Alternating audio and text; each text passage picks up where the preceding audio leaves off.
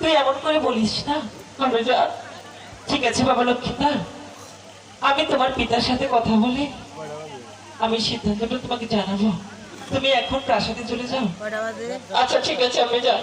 তাহলে আমি প্রাসাদে চলে গেলাম। আমি বিদায় বাবা, বিদায়, আমি যাই।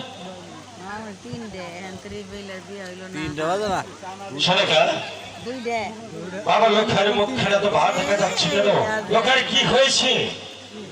আমি যে কি করি তোমাকে বলবো? তুমি নির্ভয়ে বলো সোনেকা, বাবা লোকের কি হয়েছে? সত্যি বলবো? বলো। সে ঈশানী নগরে বেহুলা রূপ দেখেছে, পাগল হয়ে গেছে। তাকে যে সে বিবাহ করতে চায়। সেই সাইমন সদাগরের কন্যা হ্যাঁ স্বামী।